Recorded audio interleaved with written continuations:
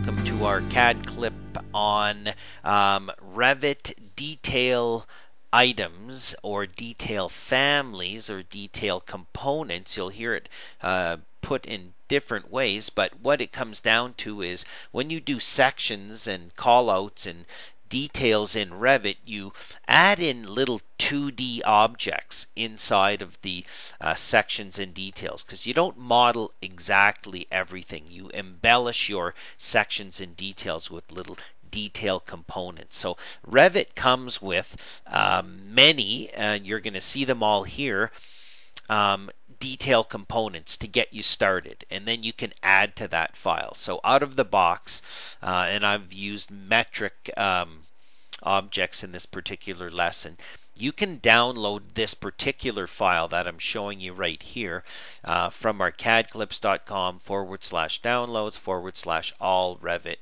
detail families, just like that. I have some spaces in here, but you can ignore that. So you can get this project file from this location.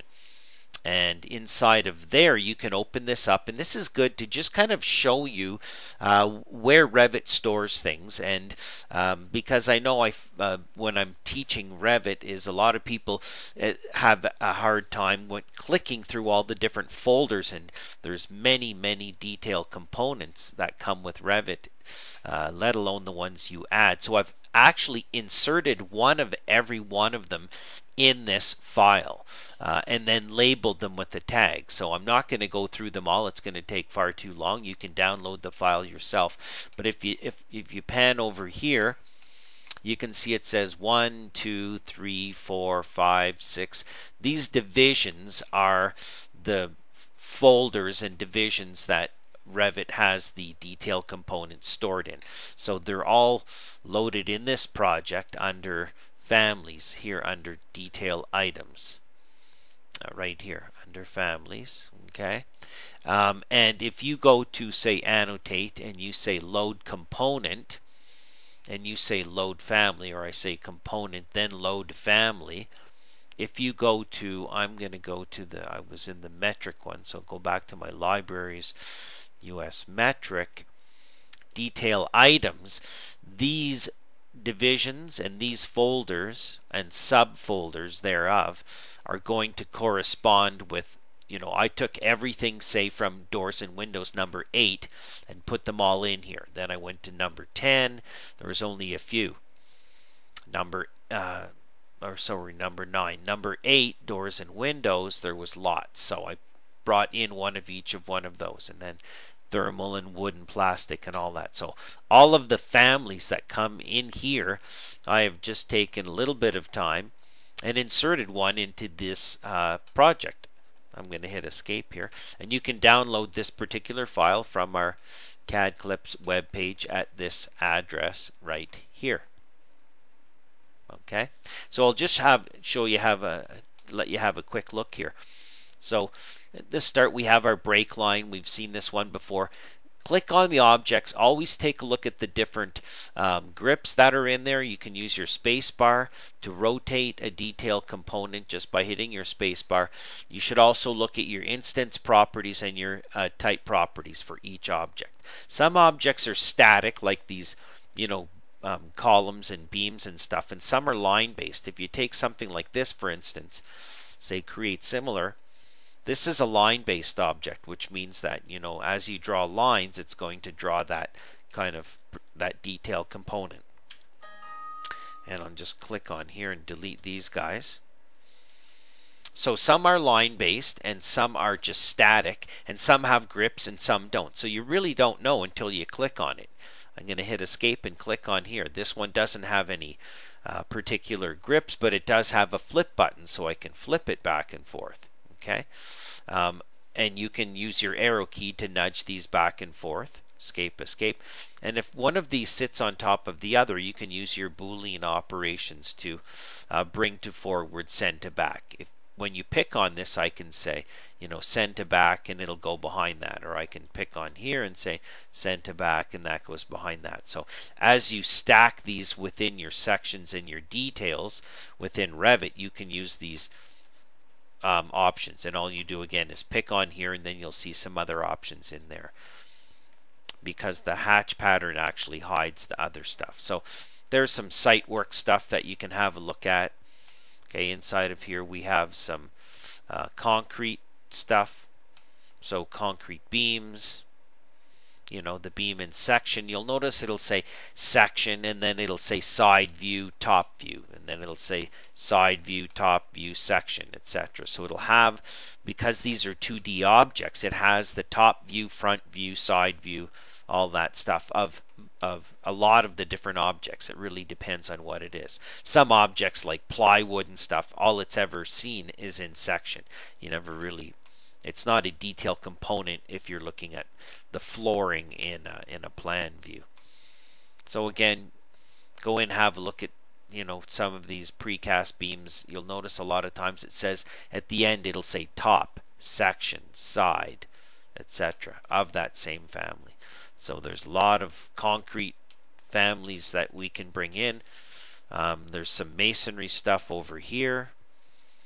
Okay, we have some fasteners on this side, and you'll notice if you zoom in really close, you know, they are fairly detailed. This is the name of the family right here. Okay, so these are the family names that I've tagged them with. So some masonry stuff, CMU.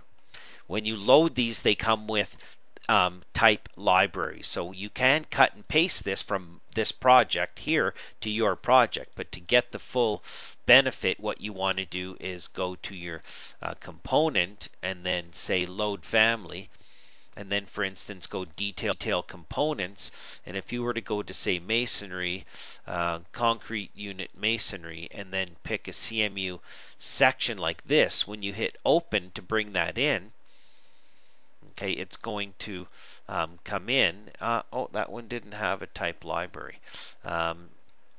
Some of them, I picked the wrong one, will give you the option to load different sizes of that, and I believe that's with our steel. So let's try it again just to prove my point there. Component, load family, detail item, and I'm going to go to metals. And then I'll go to structural metal framing, and I'll grab, let's see, a wide flange section and hit open. And when I do that, you see it's going to come up with this wonderful library of sizes. Then I can go in there and pick whatever size I want, or use my control button. Okay. And now it's loaded in multiple versions of that. Now when I go into here and I go to my wide flange, M wide flange at the bottom here somewhere, it will have the different sizes inside there. So that is just when you do load them, you will get the option to load different sizes for some of them, not all of them, and it really depends on the family. You almost have to like pick on them and see what shows up, to be honest. Okay, they have a fair bit in common, but they are a little bit different, and some of them are really small too. You know, nuts and bolts basically. You know, that's what this stuff is, and you can, you know, this one for instance will have grips where you can, you know, change the length of that just by picking on here, and then looking at the different properties. You can actually just set the length right in there if you want. So there's some really neat metals, all kinds of great stuff in there. Joists, section, again you'll notice bar joist section, bar joist side view, bar joist top view. Right, this will be line based, this will be static with some properties, and you can pick on here and pick in there and see what else there is available. So all kinds of great metals, wooden, plastic, more stuff. Again, if you zoom in, all your different, your 2x4s and 2x6 and 2x8s will all come in again with that same size. If you load this family through the way I just did with that wide flange, it'll ask you to pick all your different sizes, your 2x4s and 2x6s.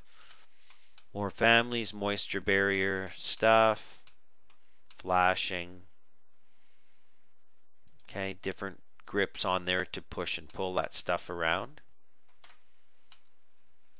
Okay, doors and windows, all kinds of yummy little details in here. Okay, again, I've tagged that with the name of the family, so that would be the .rfa, the family file. So wood doors and windows, all kinds of little trims and stuff, floor finishes, plywood, little transitions from your floor, all kinds of tiny little details. Okay, specialties, mechanical equipment, not much inside of these sections over here. Okay, and I see I need to do some renumbering here, I think. 10, 11, 12, no, I think I got it right.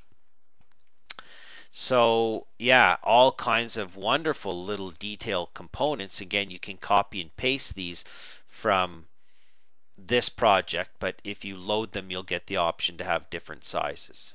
And it does slow the project down if you have all of these loaded too, by the way. So I wouldn't suggest loading all of these, which is why this file is acting a little bit clunky right now, and that's because I have so many families in here. So the best way is to just kind of pan around, click on the objects, have a look, say create similar, and see what happens. The big difference being some of them are line based, you pick the points, some of them are static, and some of them have grips, you can stretch them around, some of them don't.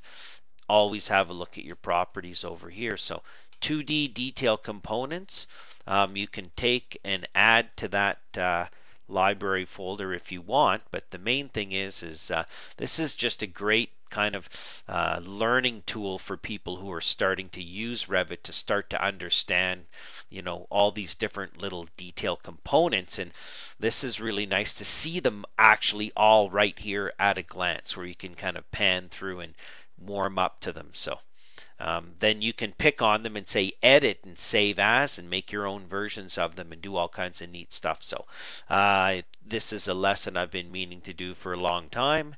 I hope you enjoyed the video, and I hope you enjoy having a look through this file.